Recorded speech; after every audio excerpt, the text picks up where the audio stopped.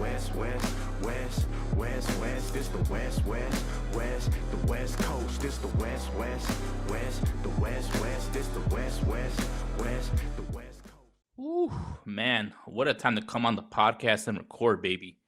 After we saw an entertaining show in the Home Run Derby with an unlikely person taking home the championship. I'll talk about that in a little bit. And of course, got to some World Cup. The World Cup quarterfinals were underway this week, and there were a lot of good games. And we're down to the final four, and we will see who will take home the championship trophy for the World Cup on Sunday, and this should be fun to watch. And we have a legend possibly making a return to the NFL. It's possible, man. There's a lot of rumors and a lot of speculation that it may happen, and we may see an all-time great player make a return. It'll be crazy to see. But before I get to that, remember, guys, always to like, subscribe, rate, review. This is the West Coast Mindset presented by the Recliner Media Network, and let's get to it right now. Beginning with the show we just saw and the right now with an unlikely hero taking home the championship. Jordan Walker from the St. Louis Cardinals, a young kid, really broke out this year. One of the best home run hitters in the game this year. Went into Philadelphia and took home this championship. And yeah, he was not one of the favorites. A lot of people were saying that it was going to be Junior Caminero. A lot of people were saying that it was going to be Kyle Schwarber or Bryce Harper, being the hometown guys in their home ballpark of Philadelphia. And this young kid was not phased at all, man. He went in there and put in an absolute show in front of his parents right there in the front row. They fully believed in him, and the kid was not phased by the moment, man. He's still very young. He's in his early 20s, and yeah, he went in there and put on the show. 31 total home runs for the tournament on a new format this year in the Home Run Derby. I wasn't a big fan of it, to be honest. I didn't like the swings um, format. I liked the when it was on the clock and you can have unlimited swings and just swing for the fences every single time and just keep swinging. And I thought, yeah, with the way that this format was gonna go, with yeah, you have to be a lot more patient with the pitches that you swing at, and you have less chances to hit home runs. It was a success. So I'm willing to admit when I'm wrong, and I'm wrong on this. It was really entertaining to watch. Every single pitch mattered.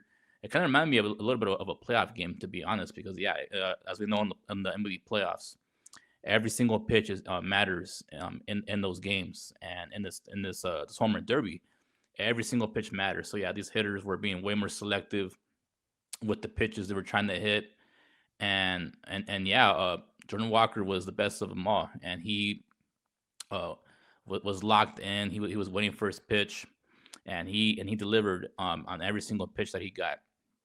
And yeah, 31 total home runs. Uh, Went in there and put on the show. Beat Junior Caminero in the second round, one of the favorites. And then in the championship round, he took on the hometown hero and Kyle Schwarber.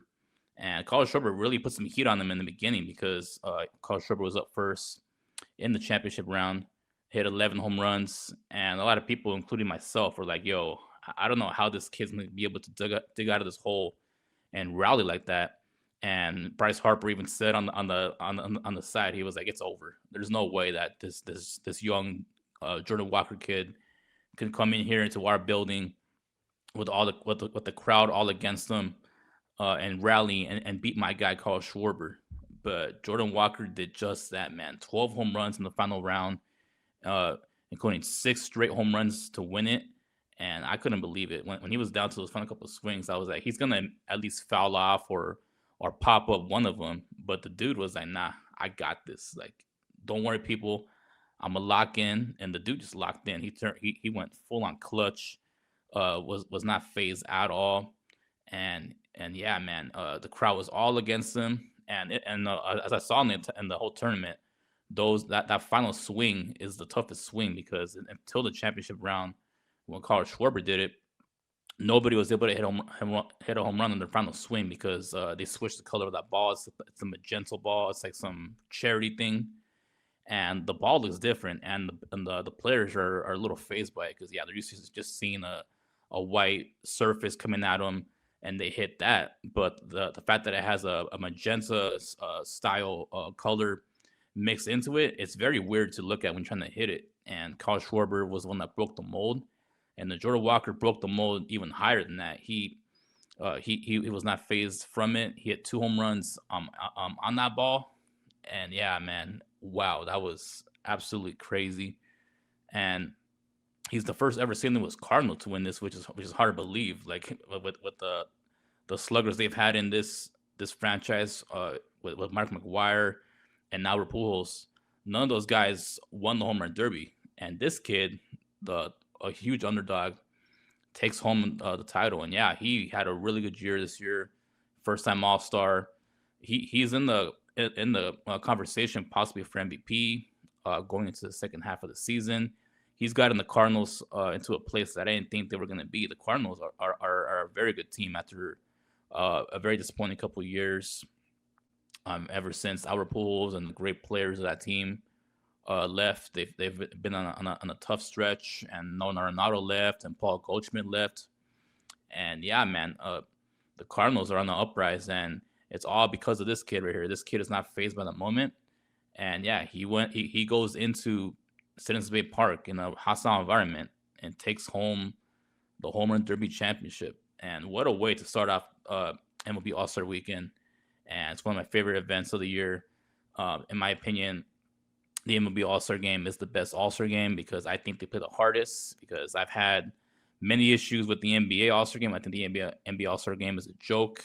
So, starting with the game itself, the game is not that good. Although last year I would say it was better because of the USA world dynamic, and they're playing harder. And thanks to Wemby for that. But will it continue? I'm not too certain that it will. I think the players are going to try to lollygag it going forward. And yeah, when it comes to the NBA All Star Game, I'm not really that much into it like it used to be. And the NBA All Star Saturday Night is becoming a joke as well. And this showed in the last year, nobody was really there, and a lot of people are being turned off by it. And then NFL, we know the Pro Bowl is a joke. The Pro Bowl it's a flag football game now. That tells you how bad it is. Like it's really bad, and nobody really cares about it at all. And I definitely don't care about it. And in NHL, it's become just a 3-on-3 scoring spree. Nobody plays any defense. And overall, yeah.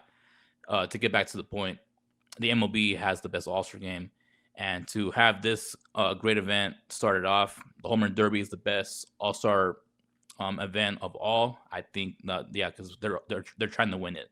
These sluggers are going out there and putting on a show, and it happened again this time with Jordan Walker taking it, and going into the big game tomorrow. It might be not as exciting because the two biggest superstars in the game, Shohei Ohtani and Aaron Judge, will not participate. Aaron Judge because he's been out for over almost 2 months now with injury, and Shohei Ohtani, he has an injury to his knee and was able to play this weekend, but for precautionary reasons, they said, "Hey, take a seat, Shohei. You'll not play in the All Star game. We need you for the second half of the season," which is smart for the Dodgers. But in terms of being an objective baseball fan, it's a bit of a bummer because you do want to see him in the Midsummer Classic, and not being able to see that, it does suck. But hey, the Dodgers are trying to win the third straight championship, and they can care less, to be honest, about an All Star game. So they're doing everything they can to keep Shohei Ohtani healthy and 100% going to the playoffs, and him sitting out the All Star game will do just that. But overall, the All Star game should be good tomorrow, and this is a great way to start it off. And congratulations to Jordan Walker, the first ever St. Louis Cardinal to win the event. A huge underdog, went into a hostile environment against those tough fans in Philly, and took home the Home Run Derby title. Congrats to you, man.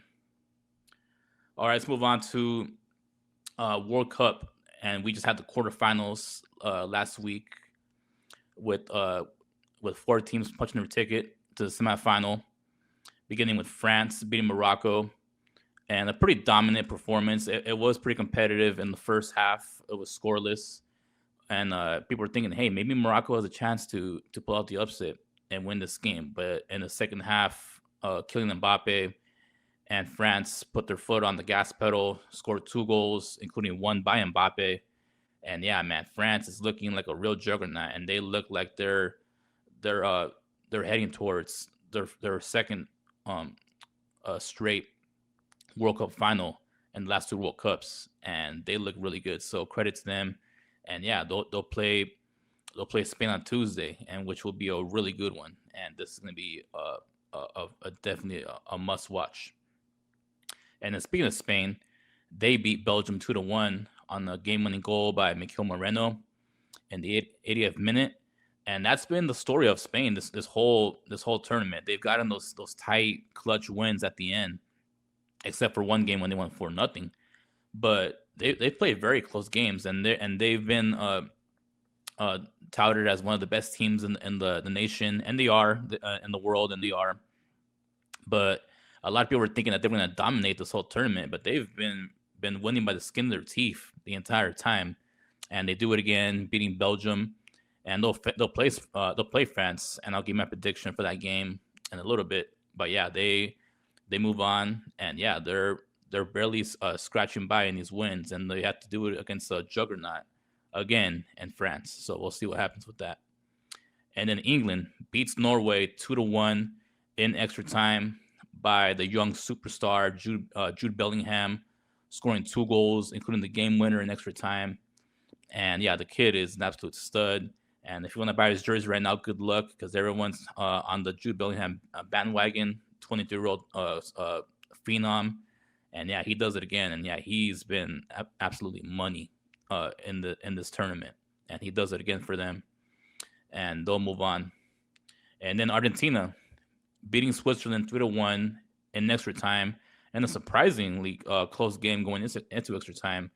But there was a BS call. I got to be honest on the against Switzerland, where it looked like that Argentina, their player tripped them, their best scorer, and he tripped them, but then they went to VAR, and there's been the thing going around on social media. I don't know if you're seeing it. People are saying that Argentina is VAR Argentina, and they get all the video reviews, all the VAR reviews, and they get it again this time, and they get the not only do they get the yellow card wiped off for them, they get a yellow card put on the other team's best player, and he already had a yellow card. So you add that, and they got a red card, and Switzerland had to play the entire rest of the second half and extra time with only 10 men. They were a man down, and I think it was total BS. To be honest, I did not like the call. I thought it was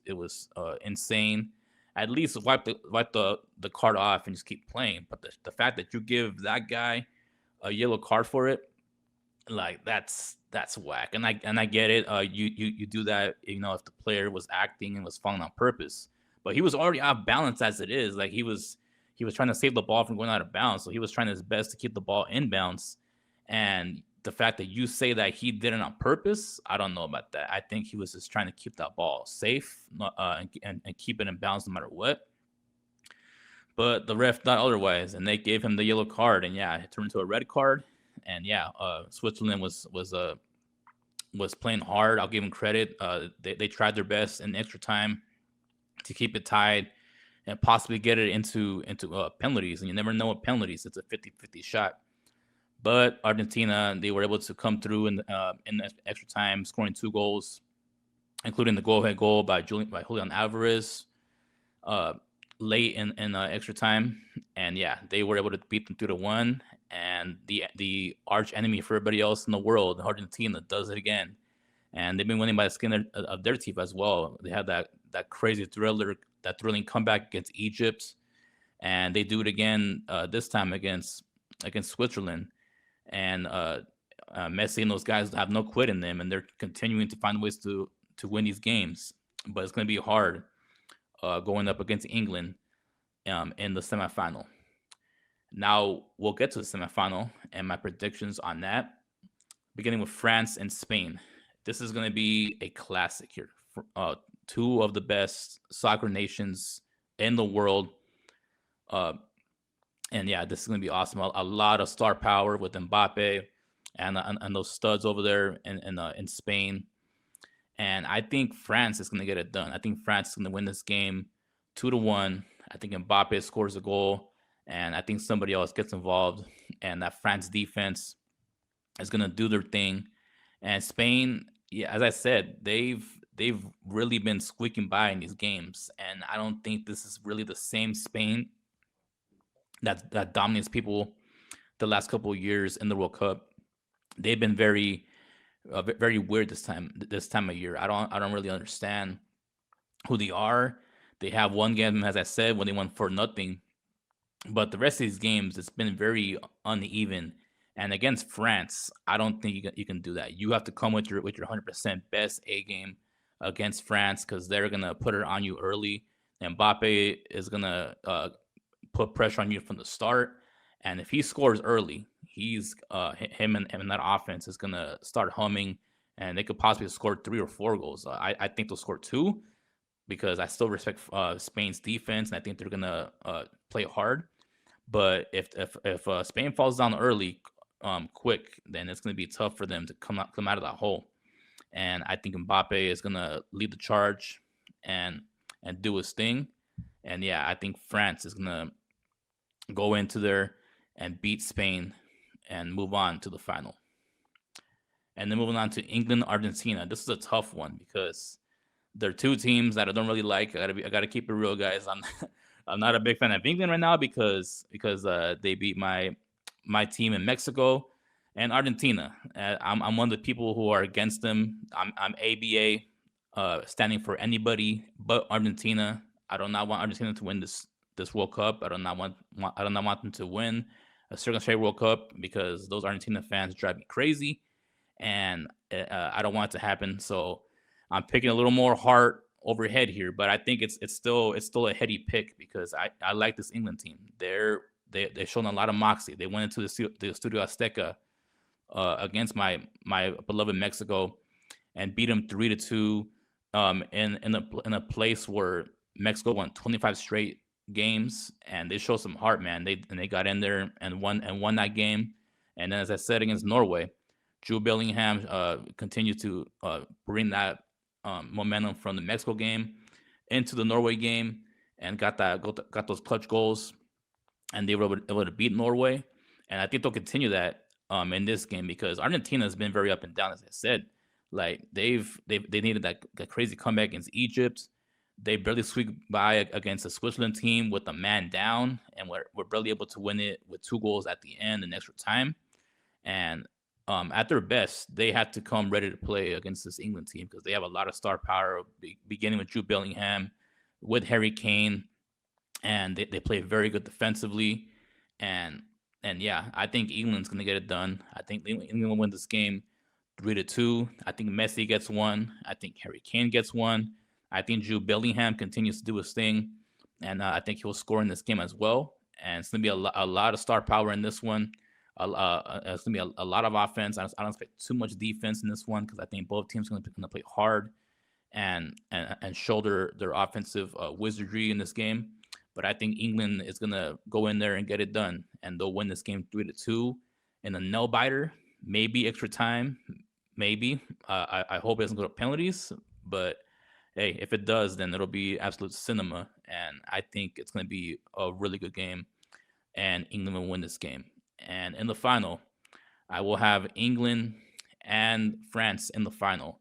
And in the final, I think France is going to get it done. I think France is going to get the revenge after taking that tough loss in the last World Cup to Argentina. And I think Mbappe is ready to take the next step in his already great career. He's barely hitting his prime. He's 27 years old. And he's tied with Messi in the tournament for the most goals scored in the tournament. And I think he's gonna take that chip on his shoulder and keep scoring goals because he wants to be the greatest. The kid knows he has what it takes to be the greatest.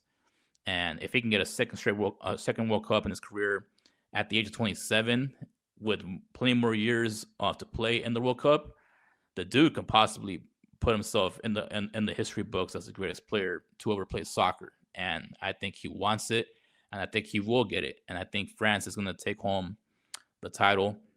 And I've been a huge fan of France ever since I heard of this kid Mbappe, and I think they're going to get it done.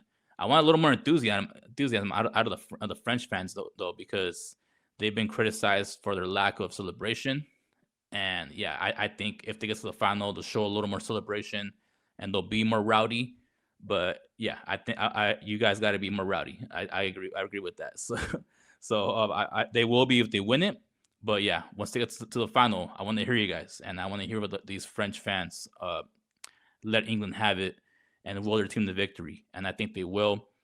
And yeah, I think France is going to get it done, and Mbappe is going to put himself in the history books as one of the greatest ever, still playing his great career. So it should be fun to watch. It's the final week of FIFA World Cup, and then after that, it's moving on to just baseball and the beginning of football and basketball later in the season. But yeah, it was a great run in the World Cup, a absolute huge success, a lot of controversy, a lot of great games, but overall a great tournament, and you couldn't ask for anything better. So great job by FIFA and everybody in the World Cup. And yeah, we'll see who will take home the FIFA championship this Sunday. And to close out, I want to talk a little bit of American football, NFL. I mean, and a possible legend is making the comeback. Aaron Donald is is uh is flirting at a possible comeback, man. And this will be absolutely crazy if he does this, because Adam Schefter reported recently that Aaron Donald had a padded workout. And the Rams wanted to see his physical condition to see if he still has it. And from all the signs that I've heard, it sounds like he looked good. And physically, like if you just look at the dude lifting weights, the dude obviously has the strength. Like the dude is by far one of the most gifted athletes I've ever seen play, not just football but in sports. The dude is an absolute behemoth of a person. And if you put him in the defensive line right now, I think he can still go out there and get it done. Obviously, conditioning wise, it's gonna be tough because yeah, he hasn't played a game in about 2 years, and it's gonna be tough. But if there's one person I don't bet against to do that, it's Aaron Donald, because the dude is an absolute stud. He's by far one of the best defensive players to ever play football, and you know that he can still go out there and get it done. And if you give him a good maybe the first half of the season, you let him sit out, let him come back around the week 9 to week 10 and get his reps in and be ready, I think the dude is going to go out there and put up some havoc. And even if he's not all pro Aaron Donald, if he's still 80% of Aaron Donald, that's still a really damn good player, man. Especially now you put him next to Myles Garrett, who the Rams traded for in the offseason. Man, I feel bad for the opposing quarterbacks trying to face that, and the opposing offensive linemen trying to face that, because who do you double team? Do you double team Aaron Donald? Do you double team Myles Garrett? Like, man, it's gonna be tough, man. Whoever is behind center at quarterback needs to get that ball out fast, because that Rams defensive line with Aaron Donald and Myles Garrett together possibly is gonna be an absolute wrecking ball coming at them every single time, every single snap. And yeah, it would be absolutely insane. And yeah, the Rams are looking really good, even without Aaron Donald. They got Trent McDuffie, also in the offseason, a new cornerback. They got the other corner, Jalen Watson from Kansas City as well, and they completely redid that defense. That defense was pretty good last year, although going down the stretch into the playoffs, they were a little iffy, gave up a lot of points. But yeah, they ramped it up this offseason, getting Myles Garrett, getting those two corners. Cam Curl's a nice safety. They have a couple of good young players in the secondary already on the Rams, and they've already had some good guys in the defensive line with Byron Young and all those guys. And now you add Myles Garrett and possibly Aaron Donald to it. Oh man, that's gonna be crazy. And then Matthew Stafford won the MVP last year. and this could possibly be his last year in the NFL. I think maybe he might play 2 years, but what do I know?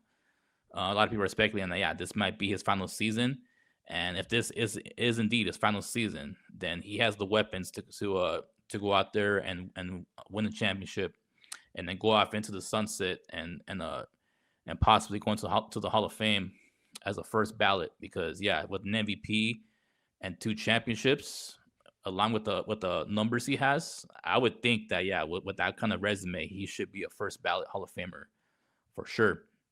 But it's gonna be tough. But the Rams on paper have everything they need to go out there and win a Super Bowl.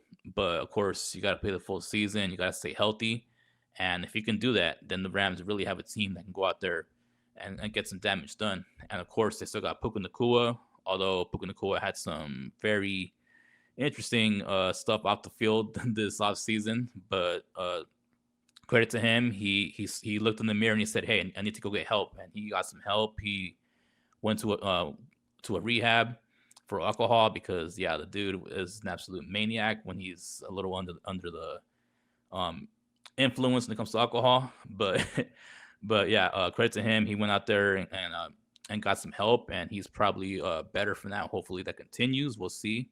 He's still a very young kid, and the kid loves to party. So it's a day to day thing. You got to fight, and we'll see if he can keep up the good behavior and not get into any trouble. Because if he continues to put a bad behavior, the Rams might be ready to be like, "Yo, it's time to go, bro. Like, we know you're a great talent, and you put up a lot of big numbers for us, and you are a very gifted receiver. But we can't deal with this BS you're doing off the field, man. We don't want to deal with it. We have more important things to deal with, trying to win the Super Bowl here. And if you don't want to be a part of that and take it serious, then pack your bags and go." And I think he realized that, put himself in the rehab, and we'll see if he continues that. So good luck to Puka. And they still got Devontae Adams as a secondary receiver. Anybody would take Devontae Adams, even at his older age, as a secondary receiver. And the dude was an absolute money red zone threat for Matthew Stafford last year. Scored a lot of touchdowns in the red zone. And yeah, the Rams have everything they need to go out there and win a Super Bowl. Although the big Achilles heel for them still is, and I would say it still is the Achilles heel for them, is their special teams. But they have a full off season, a full training camp to get that fixed. We'll see if they can indeed get that fixed, because when it comes to playoff football, those, believe it or not, those kicks and those punts and special teams, if you don't deliver, it can really come back to hurt you. And it did for them last year in the NFC Championship game, because there was a lot of special teams miscues, and the Seahawks were able to take advantage of it and beat them in their home field, and especially on the road in the playoffs. You got to be perfect when it comes to special teams. So we'll see if they can fix those things. But other than that, the Rams have everything they need. If Aaron Donald comes back, that's even more of a boost in the arm, and the Rams should be the favorite, and I think they will be the favorite. I won't make my prediction yet for who is going to win the Super Bowl. I still got to see more stuff and see training camp, and I think a lot of teams have a chance to do it. And I think Seattle's still very good, so it's going to be interesting to see who wins that division first of all, because it's very improved. Although the Rams have the best talent in that division, but the Seahawks still have the reigning Super Bowl championship, so they're going to be like, "Yo, I get it. What you got in this offseason. This offseason is pretty sexy, and we're seeing it. But we still got the trophy, bro." And they're thinking that, they're flexing their muscles, and they're not going to go down lightly. So it'll be interesting to see who wins that division. And overall, man, we're almost to football season. We're even getting closer and closer to training camp. And yeah, man, I'm excited for the NFL. I'm excited for MLB second half to get started after the All-Star game and heading into the playoffs. And then basketball will come back. And we've already had a lot of crazy basketball stuff going on in the off season. And by the way, we had some off the court drama in Las Vegas during the summer league, with Bam Adebayo punching Tyler Hero. And I don't know if you've seen the picture of Tyler Hero's eye, but that thing is busted up. So So Bam got them hands, man, and he hit him pretty hard, and he buzzed his bell, and that the relationship is probably damaged and will not be fixed going forward because now they're on different teams. And yeah, very very interesting. And the summer league is going on as we speak, and Darren Peterson and AJ DeBonza look like they're going to be future stars, and they have a really bright future. And this rookie class is going to be one of the best rookie classes we've ever seen because a lot of these kids are showing their potential. And yeah, man, it's gonna be a fun NBA season.